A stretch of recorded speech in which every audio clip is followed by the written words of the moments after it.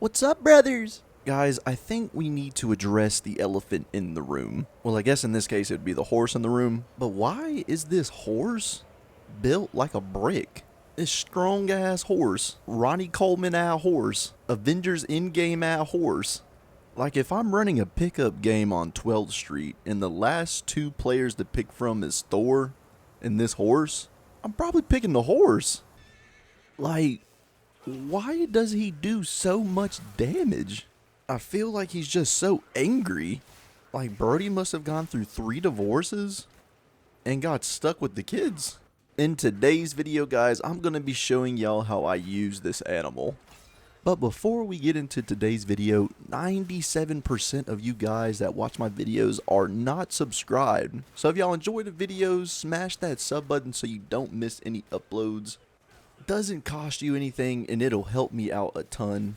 And I'll also love you for the rest of my life. What a boy said, the boy said, "Girl, let me love you." Yeah, type shit. Alright, but that's enough with the brain rot. Let's get back into the video. Guys, this horse is simply just a complete monster. So let me show y'all what we're cooking up today. So to start off, we have our drinks. And we're using the Luong Bomb for our drink. And for the soaks, we're going to be using the Stranded Luong Whiskers, the Breath of Fire, and the Mount Lingtide Ceilings. And for the 4 slot, you can honestly use whatever you want. These spells just synergize really well with the transformation build. So the equipment we're running is the Jingu Bang staff, and we're also pairing that with the Luong scaled armor set, just because the 3-piece passive is going to increase our thunder damage. And for the helmet, you can use whatever you want. But for our spirit, we're also using the Rat Governor as well, because it's going to increase our thunder damage even more.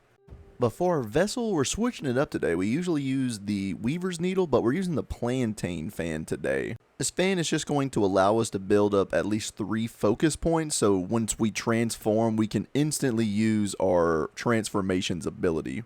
And for the curios, nothing crazy going on. We have the Amber Prayer beads, the Snow Fox brush, and the Cat Eye beads. You can honestly use whatever you want, but I would definitely recommend keeping the Snow Fox brush. But for our gourd, we're using the Immortal Blessing gourd as always, just because if we don't kill the boss in our transformation, this is just going to give us more attack damage.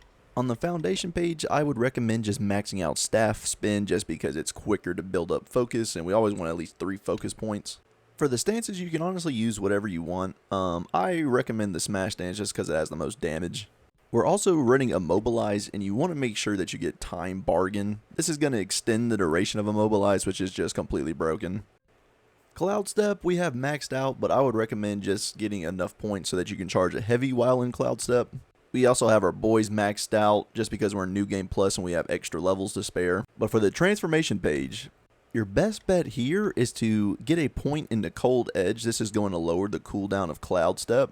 And also max out Bolt Runner because the majority of our damage is Thunder. And max out Evergreen, Hidden Might, and then buff your attack, Ferocious Form, all the way. For the first relic, I would recommend Eagle Eye just because it's going to lower the cooldown of your Cloud Step. And that's pretty much the only relic that I would recommend. All the other relics, you can experiment with them. Doesn't really matter which ones you pick in my opinion. But that's our setup, so let me show you how we use the horse transformation. Alright, so y'all guys know that we gotta beat up on Black Bear. So what we do when starting a fight is just try to get as many focus points as possible. There's 2 different ways that I do it. You can either immobilize into a staff spin to build up your focus, or you can Cloud Step and then use your fan, and then while the boss is just getting staggered over and over, you can just go up and hit him while he's getting hit. But here we just drink and then immobilize, because when we drink, it is going to extend our immobilized duration.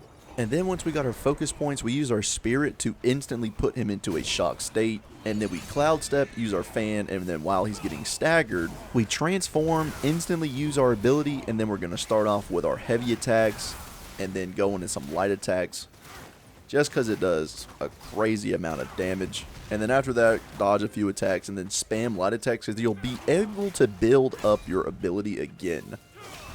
And then once you have your ability, heavy attack to start it off as always, because this ability just does way too much damage. It's hitting him for almost 500 damage a tick. And this is typically how a main boss fight is going to go. Once you get done with your transformation, they're going to be like a third to a quarter HP.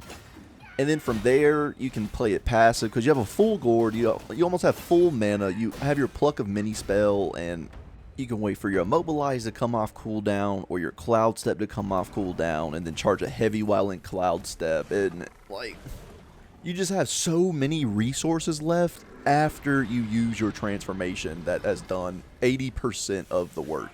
But yeah, in my first playthrough, I discovered this transformation and it literally carried me to beating every other boss after chapter 5. But yeah, that's how we use the transformation. Leave a like on the video if y'all enjoyed. Comment down below what you think. Also sub if you're new. That's going to be it for me today, you guys. I hope y'all enjoyed it. Y'all be safe out there. Have some fun. Don't do anything too crazy. And I will catch y'all in the next one. Peace!